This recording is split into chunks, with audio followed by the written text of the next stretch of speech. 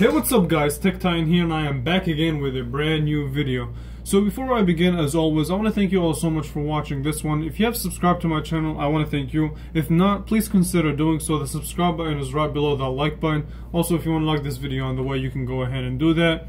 And I'll leave my social media in the description if you have any additional questions or just want to reach out to me. But yeah, let's just jump into today's video. So in today's video, we're going to be unboxing and taking a look at the Motorola Moto G6 Play. And this to me is probably the most underrated budget phone out there. Now Motorola back in the day used to be probably the biggest phone brand out there with BlackBerry and Nokia. But hey, times do change. But Motorola is still going strong with Lenovo. So yeah, let's take a look at this phone. So now let's talk about price real quick before we unbox it. So you can get this phone depending, if you want it outright unlocked, you can get it for $200. But depending on which carrier carries it, you can probably get it for around $80. So for example, my particular unit, this is come from Boost Mobile, and it came in this box originally. But yeah, you can, and it's only $80. So check your carriers if you don't want to pay $200 for this phone. But yeah, let's take a look at it. So we have the specs on the back. So you have some specs on the back of this box. So it does come with a 5.7-inch HD panel. Now the panel does support the 18:9 aspect ratio that new flagships are coming out with, and recent budget phones are also releasing that 18:9 aspect ratio. For example, the LG Stylo 4, and I did a lot of videos on it. I'll leave them linked in the description too. So you also get a large 4,000 milliamp hour battery. On Motorola and battery life, hey, nobody can say that. Nobody can tell me otherwise. But Motorola really knows how to do battery on smartphones. So yeah. It also comes with a 1.4 GHz quad-core processor, 16 GB of storage, as well as 2 GB of RAM.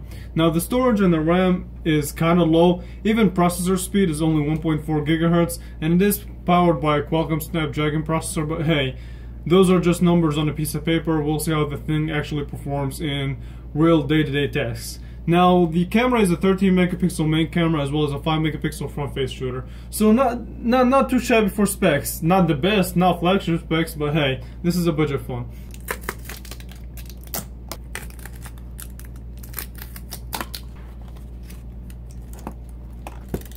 Here's the phone. Let's take it out. Okay. So right off the bat, this is kind of a weird way of putting an 18:9 aspect ratio, in my opinion.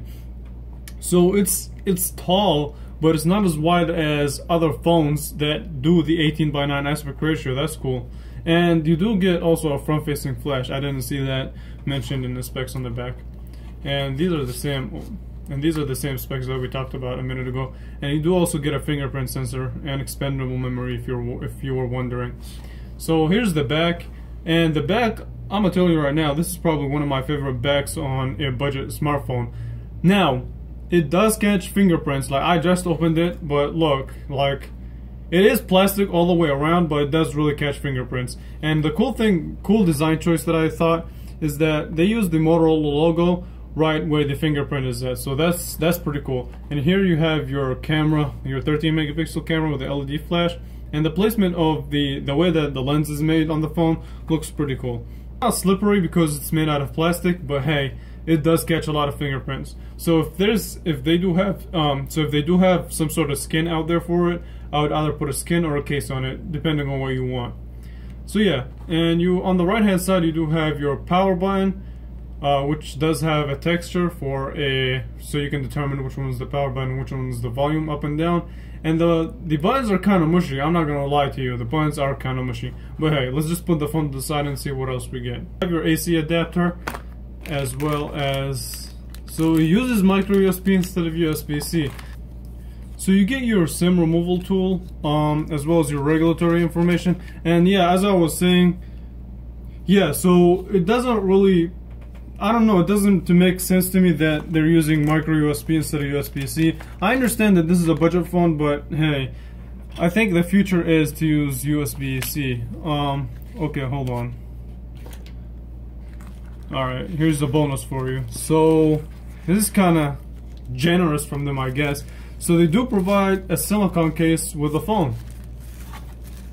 So even they know that it does catch fingerprints. Now, hey, you can put this case. I think, like, for me personally, when I use this phone, I'm probably gonna just stick with the case that they provided, just so, because it is a clear case. Let's take all this stuff to the side and take a look at what you guys are here for, which is the phone itself. So let's take this piece of plastic off.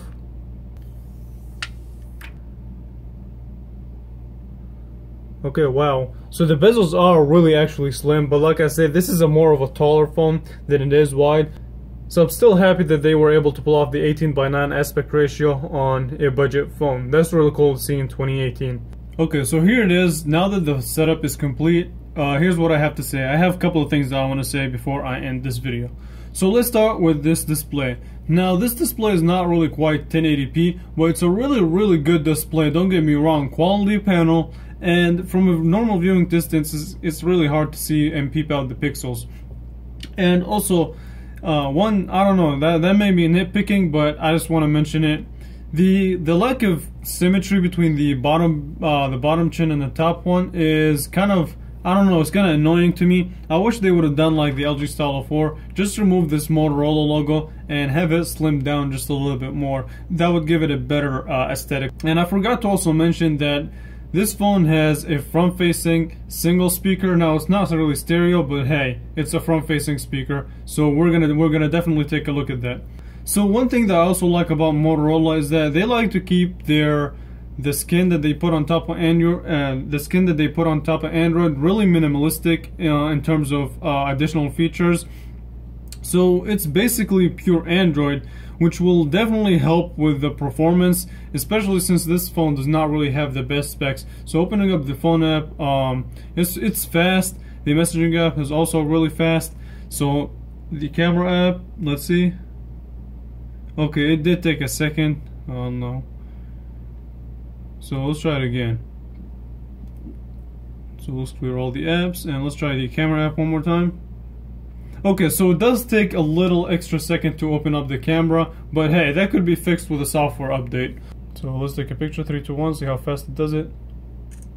Okay, so it's decently quick. So I can't really analyze the picture because I am indoors and the lighting condition isn't really well suited for pictures. So I'll definitely take this phone outside and test the camera, and it should be coming up in my full review. I don't know why I keep forgetting, but it does have also a 3.5mm headphone jack, in case you were wondering. And also, one thing that I also want to mention about the design, one, the clever way of putting that fingerprint sensor, I think that's really cool. Let's get this out of the way. The Motorola logo with the fingerprint sensor, that's pretty clever. Clean design choice in my opinion. And because of this large 4000 milliamp hour battery, this phone does have a decent weight to it, and I actually like it. I prefer more of a phone with a hefty weight than a really light phone. So let's take a listen to the speaker and I will wrap this video up. The inversion.